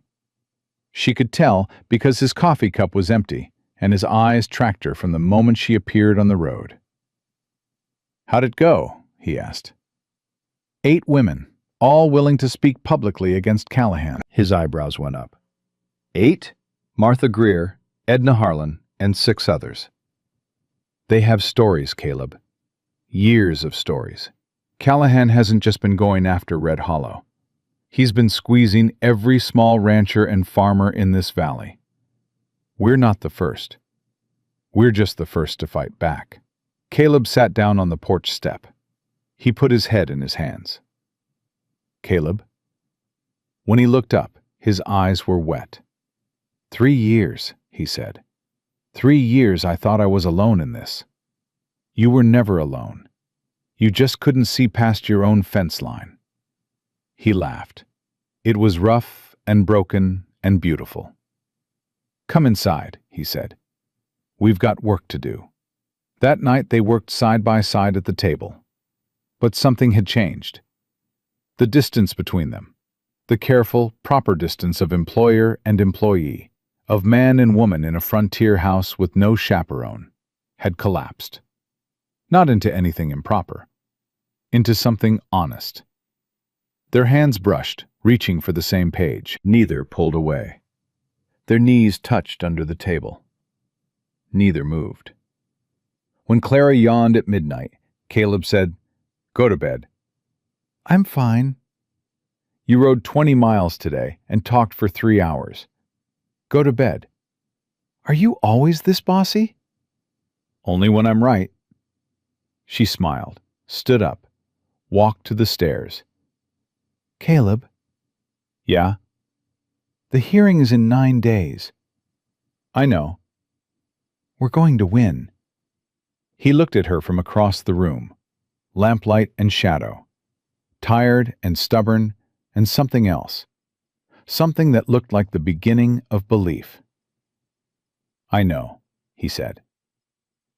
On the 7th day before the hearing, Callahan made his last move. Clara smelled it before she saw it. Smoke. She was in the kitchen, dawn just breaking, when the smell hit her, thick and wrong and coming from the direction of the barn. She was out the door before she could think, and what she saw stopped her cold. The barn was burning. Flames climbed the east wall, orange and vicious, feeding on dry timber in summer heat. Smoke poured from the hayloft. Inside, horses screamed. "Caleb!" Clara screamed. "Caleb!" He was out of the house in seconds, barefoot, shirtless. He took one look at the barn and ran straight for it. "The horses!" he shouted over his shoulder. "Get the horses!" Elias came from the bunkhouse at a dead run. Together, he and Caleb hit the barn doors and threw them open. Smoke billowed out in a black wave. The heat pushed Clara back 2 steps. Caleb went in anyway. She heard him inside, coughing, shouting, fighting through smoke to reach the animals. One horse came out, then another, wild-eyed and screaming. Elias grabbed their halters and pulled them clear. A 3rd horse came out. Caleb didn't. "Caleb!" Clara ran to the door. The heat was a wall. Smoke burned her eyes. She couldn't see anything. "Caleb!" Nothing. She went in. She went in because there was no version of her life, none, where she stood outside and waited while he died. The smoke was blinding. She dropped low, under the worst of it, and crawled. Her hands found straw, found dirt, found a boot. His boot. He was on the floor. A beam had come down across his back, not pinning him, but it had knocked him flat. He was conscious, coughing so hard his whole body shook. "Get up," Clara said. "Caleb, get up." "The last horse. Forget the horse. Get up." She grabbed his arm and pulled. He weighed twice what she did, but she pulled with everything she had, with every ounce of stubbornness and fury and love she'd been carrying since the day she walked through his gate. He got his feet under him. She got her shoulder under his arm. Together, they stumbled toward the door, toward the light, toward air. They came out of the barn and collapsed in the dirt. Elias hit them with a bucket of water, then another. Then he was on his knees beside them, checking for burns, checking their eyes, saying things Clara couldn't hear because her ears were ringing. Caleb rolled onto his back, coughing. His face was black with soot. His hands were burned, but he was breathing. "You stupid man," Clara said, and she was crying. "You stupid, stubborn man." "The horses are fine, all 4 of them. Elias got the last one." Caleb closed his eyes. His chest heaved. "You came in," he said. "Of course I came in." "You could have died." "So could you."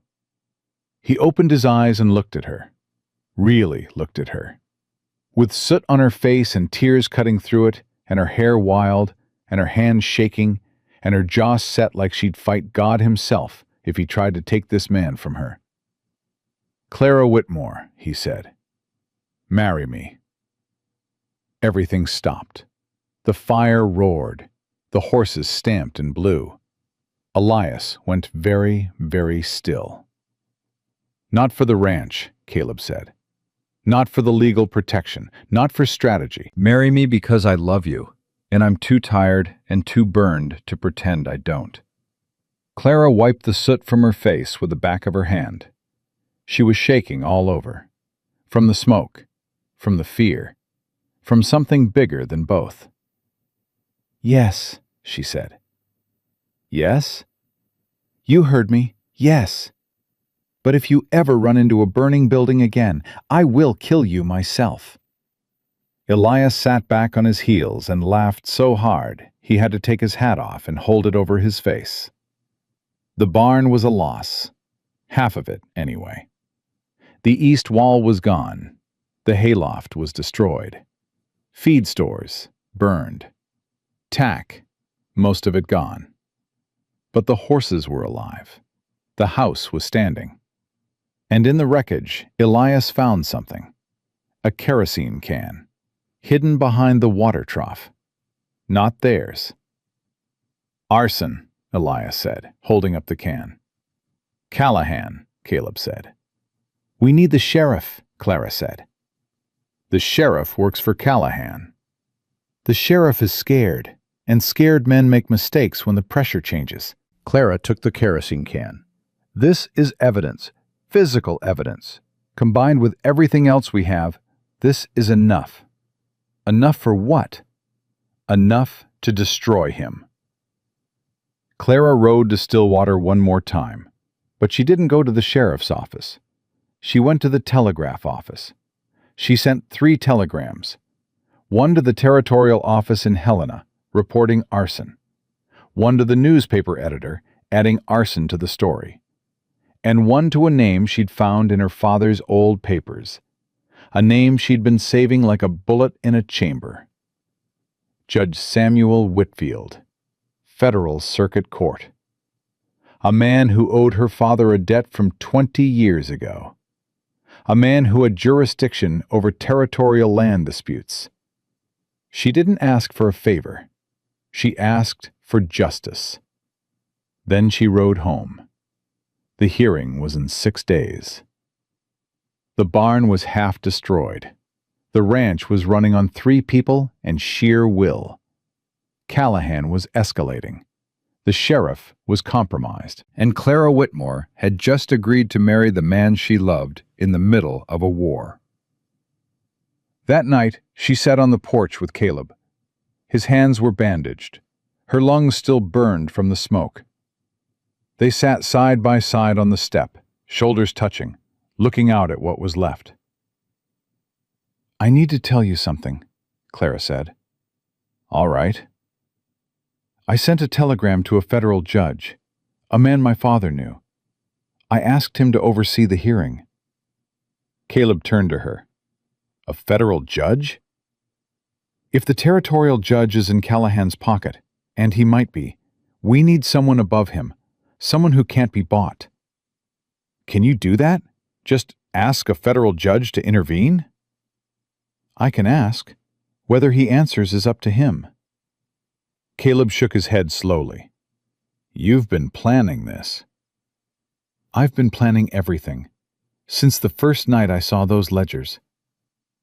Clara, that first night, you'd only been here 4 hours. I know.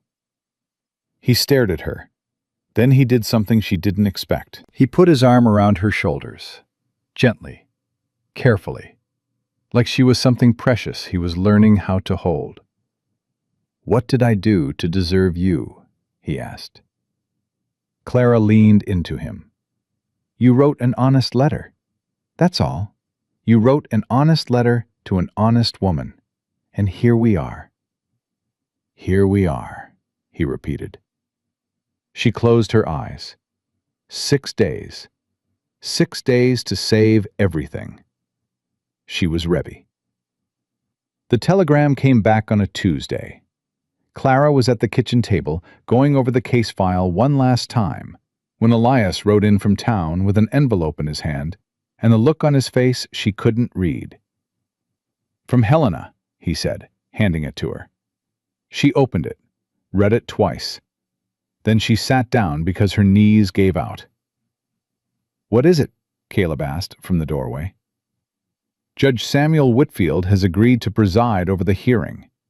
He's overriding territorial jurisdiction on the grounds of suspected corruption in local land disputes. Clara looked up.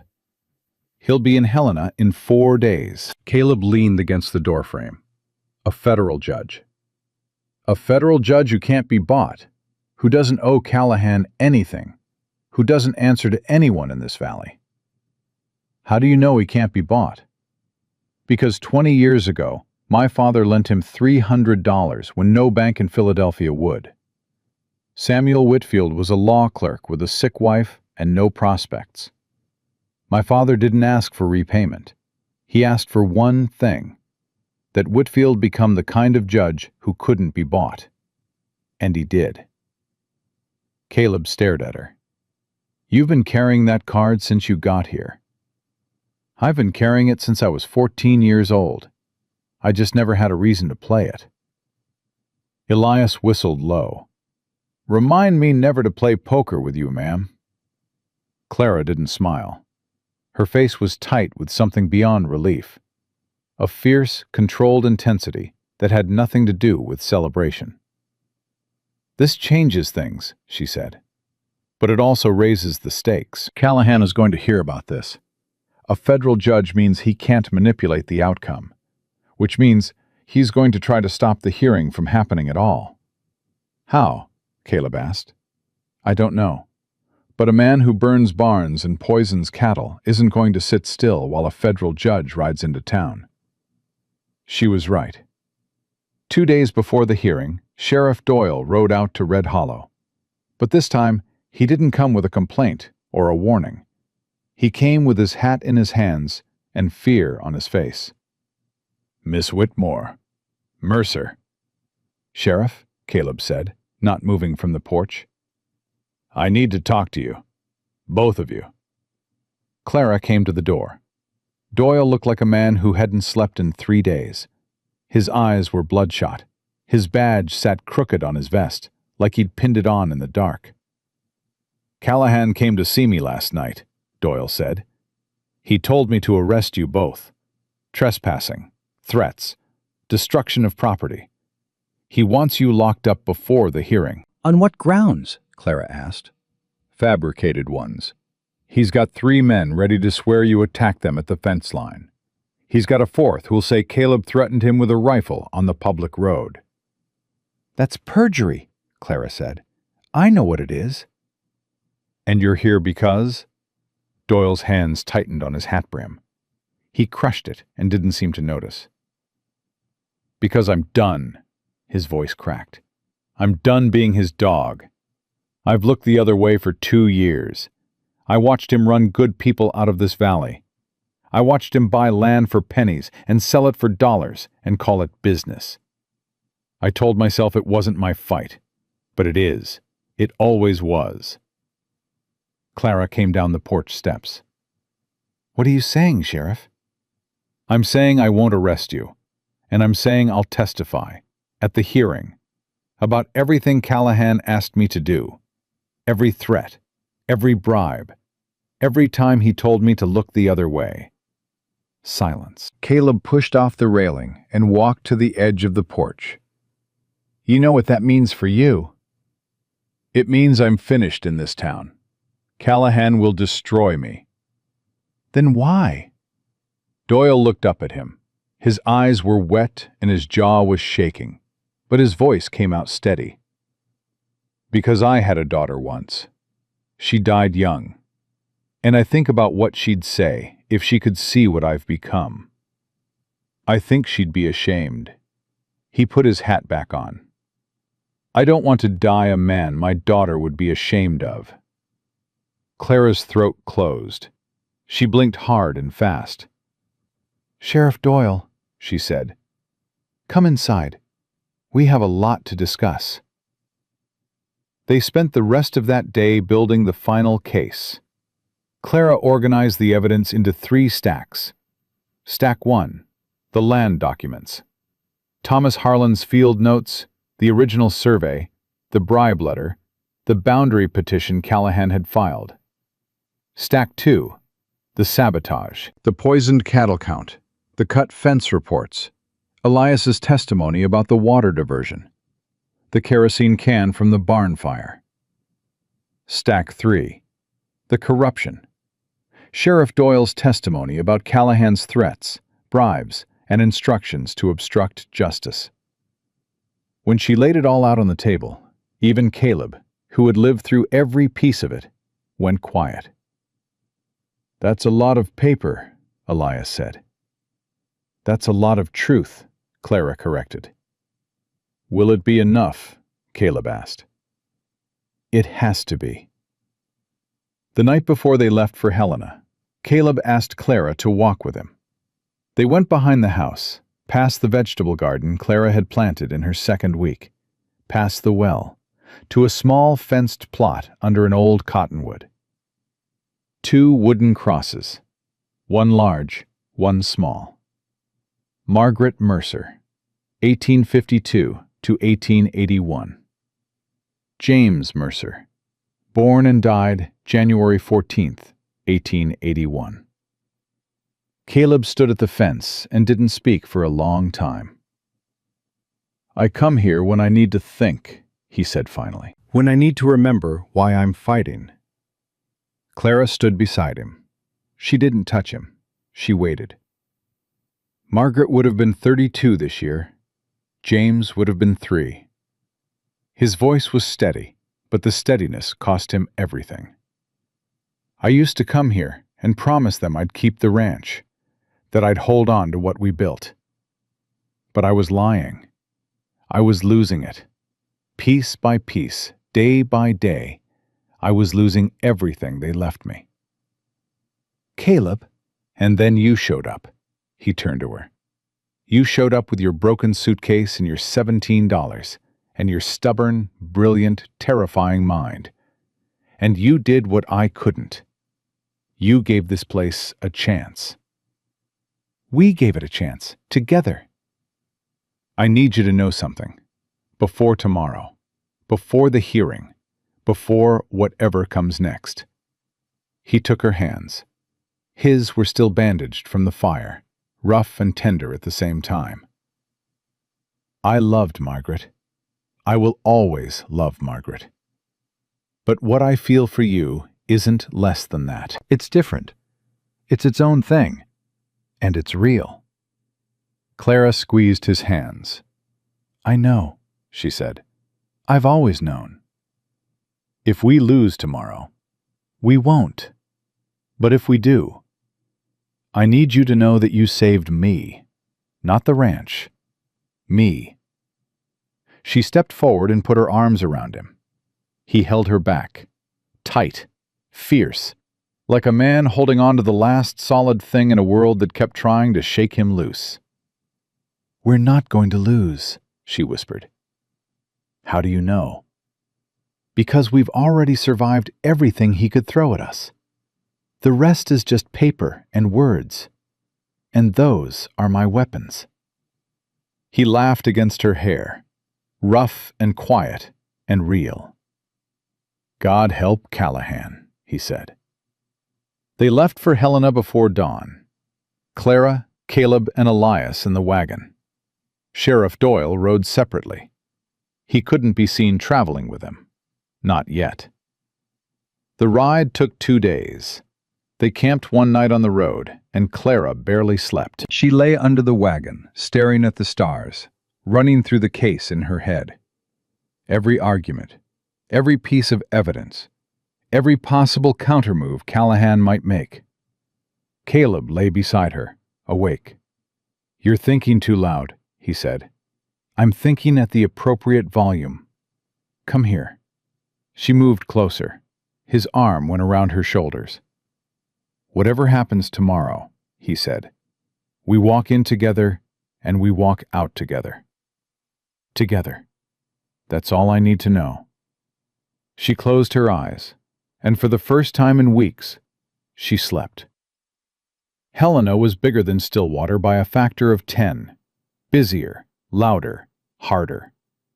The territorial courthouse sat on the main street, a stone building with tall windows and a flagpole out front. They arrived an hour early.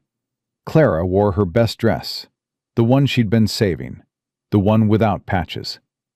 Caleb wore a clean shirt and the suit jacket Elias had somehow dug out of a trunk in the bunkhouse. It was too tight across the shoulders, but he wore it like armor. Victor Callahan was already there. He stood on the courthouse steps with 2 lawyers and 4 men Clara recognized as his ranch hands. He was dressed immaculately. Dark suit, polished boots, that silver watch chain glinting. He looked like money.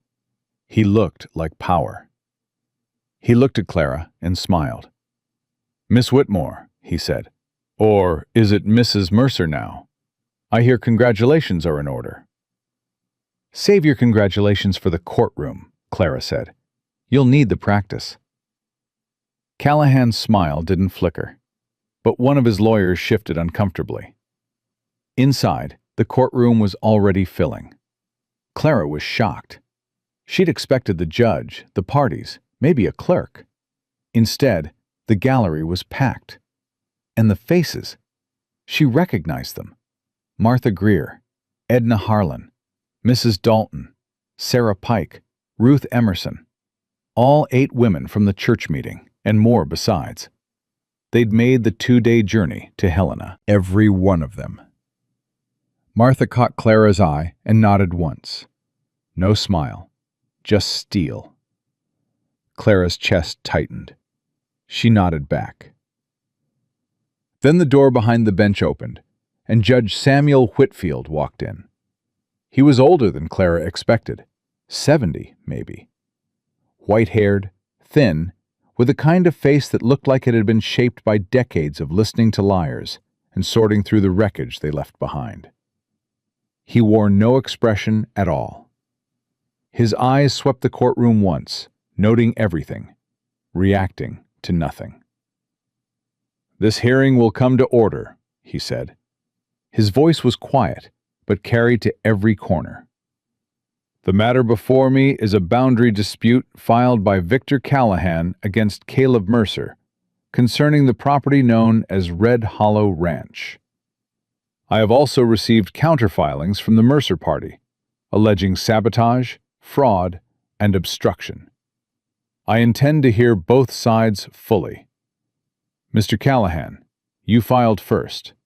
You may begin." Callahan's lead lawyer stood, tall, smooth, expensive. He laid out the case like a man arranging silver on a table, polished, precise, confident. The original survey was flawed, he said. The boundary markers had been placed incorrectly. Callahan's own surveyor had identified discrepancies. The eastern pasture, including the creek, rightfully belonged to the Callahan property. He spoke for 20 minutes. He was good. Clara listened to every word and made notes on a piece of paper in her lap. When the lawyer finished, Judge Whitfield turned to Clara. "Mrs. Mercer, I understand you're representing the defense." "I am, Your Honor." "You're not a lawyer." "No, sir. I'm a rancher's wife. But I can read, I can count, and I can tell the truth. I hope that's sufficient." A murmur went through the gallery. Whitfield's expression didn't change, but something moved behind his eyes. "Proceed." Clara stood. She walked to the front of the courtroom with a case file in her hands. She didn't rush. She didn't tremble. She set the file on the table and opened it. "Your Honor, the original boundary survey of Red Hollow Ranch was conducted in 1871 by a licensed territorial surveyor named Thomas Harlan. Mr. Harlan's field notes, which I have here, authenticated by his widow, Edna Harlan, who is present in this courtroom, clearly establish that the eastern boundary of the Mercer property extends to the creek known locally as Red Hollow Creek." She placed the field notes on the bench. "Mr. Callahan's petition claims irregularities in this survey, but the irregularity Mr. Callahan refers to is not an error. It is a deliberate attempt by his own family to alter the boundary. I have here a letter written by Thomas Harlan in 1871 describing an attempted bribe by Mr. Callahan's father to move the boundary markers westward. Mr. Harlan refused. The letter is dated, signed, and witnessed." She placed the letter on the bench. The courtroom went silent. Callahan's lawyers exchanged a glance. "Furthermore," Clara continued, "I have documentation showing that Mr. Callahan has, over the past 2 years, engaged in a systematic campaign to force the sale of Red Hollow Ranch through illegal means. These include diversion of water on territorial land, poisoning of cattle, destruction of fencing, arson, and the hiring away of ranch hands through coercion." She placed each document on the bench as she named it. The stack grew. "I have a water use claim filed with the territorial office, establishing Red Hollow's priority rights to the creek. I have a kerosene can recovered from the scene of a barn fire at Red Hollow Ranch, a fire that was deliberately set. I have testimony from Elias Boone, foreman of Red Hollow, who witnessed Callahan's men diverting water and cutting fences. She paused, looked at the gallery. And I have testimony from Sheriff James Doyle of Stillwater, who is prepared to state, under oath, that Victor Callahan repeatedly instructed him to obstruct justice, ignore complaints from the Mercer family, and fabricate charges against myself and my husband. The courtroom erupted. Callahan shot to his feet. "That is a lie!" Whitfield's gavel came down once, hard. "Sit down, Mr. Callahan." "She's fabricating. I said, sit down." Callahan sat. His face was white. His lawyers were whispering furiously. "Sheriff Doyle," Whitfield said, "are you present?" Doyle stood up in the back row. He looked like a man walking to the gallows, but he walked forward anyway, step by step, all the way to the front. "I'm here, Your Honor." "Are you prepared to testify to what Mrs. Mercer has described?" Doyle took a breath, looked at Callahan, looked at Clara, looked at the judge. "Yes, sir. Every word." What followed was the longest 2 hours of Clara's life. Doyle testified. He named dates, amounts, specific instructions. He described the bribes, cash, cattle, land promises. He described the threats, what Callahan said would happen if Doyle didn't cooperate. He described the night Callahan told him to arrest Clara on fabricated charges. Callahan's lawyers objected 17 times. Whitfield overruled every one. Elias testified. He described the water diversion, the cut fences, the poisoned cattle. He described the night riders Clara had confronted with a lantern. Martha Greer testified. She described Callahan's economic pressure on Stillwater businesses, the implicit threats, the withdrawal of business from anyone who supported the Mercers. Edna Harlan testified. She authenticated her husband's papers and his letter about the bribe. And then Clara presented the financial records. Every illegal water fee Caleb had paid. Every dollar Callahan had taken under false pretense. She laid it out so clearly, so precisely, that even Callahan's lawyers stopped objecting. By the time she finished, the courtroom was silent in a way that felt like thunder. Judge Whitfield looked at the evidence for a long time. He read Thomas Harlan's letter twice. He reviewed the water claim filing. He examined the field notes. Then he looked at Callahan. "Mr. Callahan, do you wish to respond?" Callahan stood. For the first time since Clara had known him, he looked small. "This is a conspiracy," he said, "orchestrated by a woman who has no standing in this territory, who has manipulated a grieving widower, who has—" "Mr. Callahan." Whitfield's voice cut like a blade. "I asked if you wish to respond to the evidence, not if you wish to attack the character of a woman who has, in the last 2 hours, presented a more thorough and competent legal case than your 2 lawyers combined." Callahan's mouth opened, closed, opened again. Nothing came out. "I've heard enough," Whitfield said. He didn't deliberate. He didn't retire to chambers. He ruled from the bench. "The boundary petition filed by Victor Callahan is denied. The original survey of 1871 stands. Red Hollow Ranch's property lines are confirmed as documented in the Harlan field notes. Furthermore, based on the testimony and evidence presented, I am referring the matter of cattle poisoning, arson, water diversion, and obstruction of justice to the Federal Marshal's Office for criminal investigation. Mr. Callahan, I strongly advise you to retain counsel for those proceedings." He brought the gavel down. Clara's knees buckled. She grabbed the table and held herself upright. Caleb was at her side in 2 steps. His arms went around her, and he held her so tight she could feel his heart beating against hers. Fast, hard, alive. "It's over," she whispered. "It's over." The gallery erupted. Martha Greer was on her feet, clapping.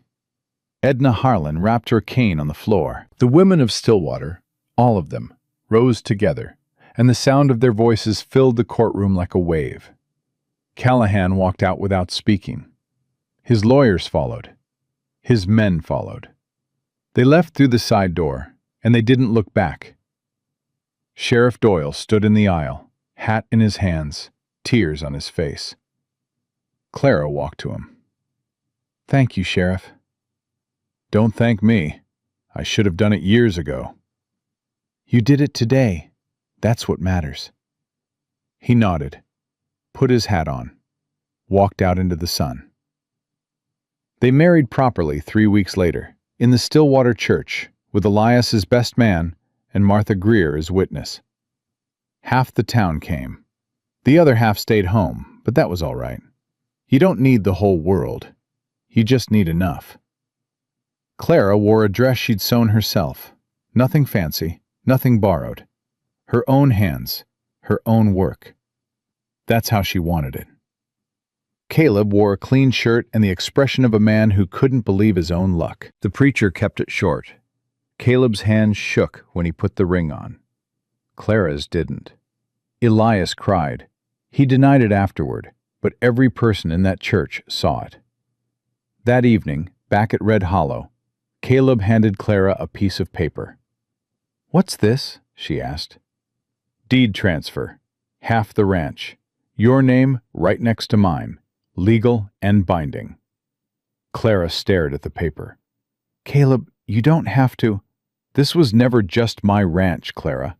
From the day you sat at that table and showed me my own books, this was ours. I'm just making the paper match the truth." She held the deed against her chest. She didn't cry. She was done crying. What she felt was bigger than tears. It was solid. It was deep. It was the feeling of standing on ground that would hold. Fall came gentle to Red Hollow. The heat broke. The creek ran steady. The cattle that survived, 400 and change, grazed the eastern pasture without interference. Callahan's ranch went quiet. The federal investigation moved slowly, the way federal things do, but it moved. His men scattered.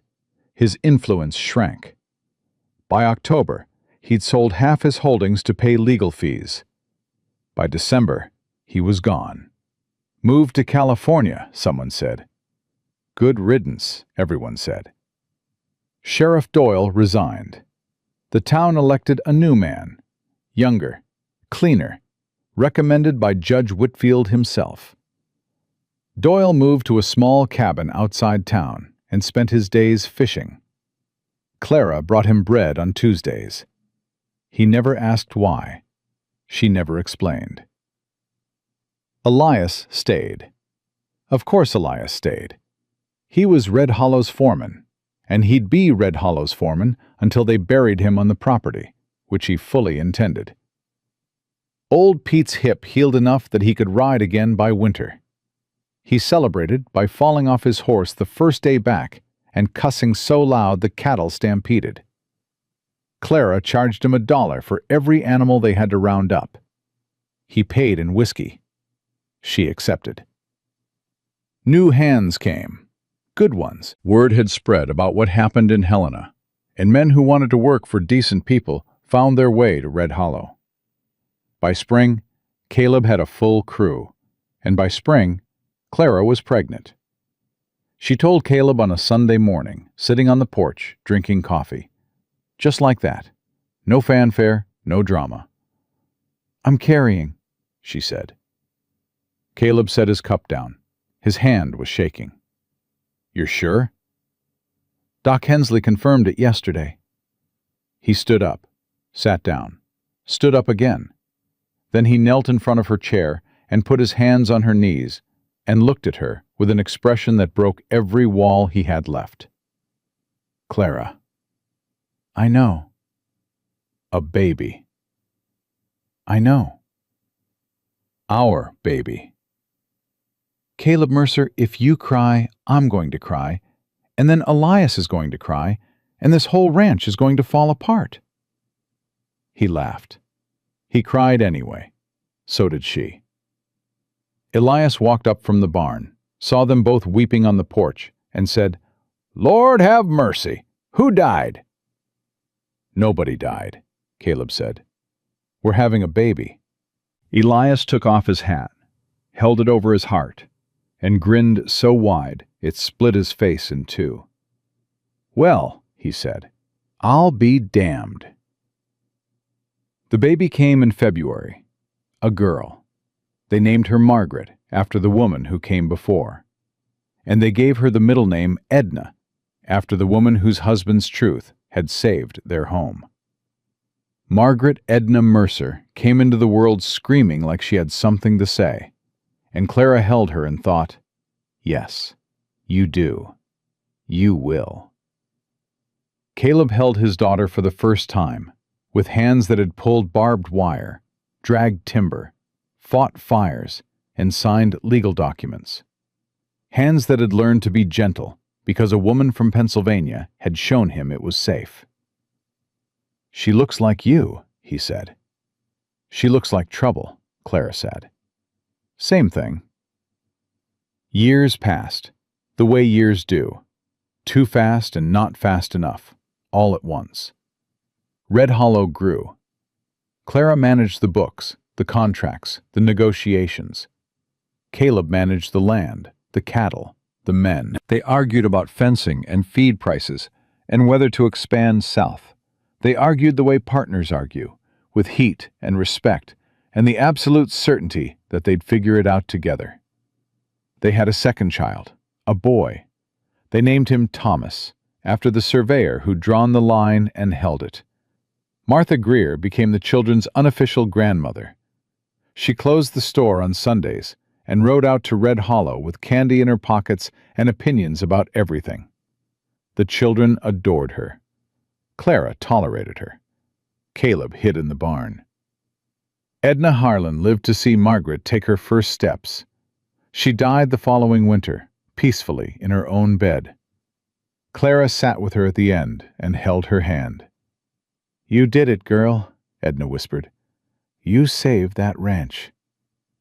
"We all did," Clara said. "No," Edna's grip tightened, fierce even at the end. "You. Don't ever let anyone tell you different."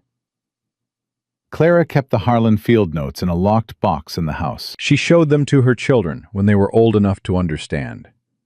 She told them the story, all of it. The letter that brought her west, the ledgers, the fire, the courtroom, the women who stood up when it mattered. She told them so they'd remember. On a warm evening in the summer of 1892, 8 years after Clara Whitmore had stepped off a stagecoach with $17 and a broken suitcase, she sat on the porch of Red Hollow Ranch and watched her children chase each other through the tall grass. Caleb sat beside her. Older now, steadier. The hard lines of his face had softened, not into weakness, but into peace. "You remember the first thing you said to me?" he asked. "I said, 'Mr. Mercer, I'm here about the position.'" "And I said, 'I know what you're here for.'" "You were wrong." "I was dead wrong." She leaned against his shoulder. His arm went around her. "I answered an advertisement for work," Clara said. "I found a life I built with my own hands." Caleb kissed the top of her head. "Our hands," he said. Margaret ran to the porch and climbed into Clara's lap. Thomas followed, grabbing Caleb's knee. The evening stretched out wide and warm, full of the sounds of children and horses and the creek running steady through land that belonged to them. Legally. Permanently. Earned. Clara Whitmore Mercer had arrived at Red Hollow with nothing. She had not been rescued. She had not been saved. She had chosen this life, fought for it, bled for it, and built it, board by board, page by page, word by word. Not rescued, not saved. Chosen.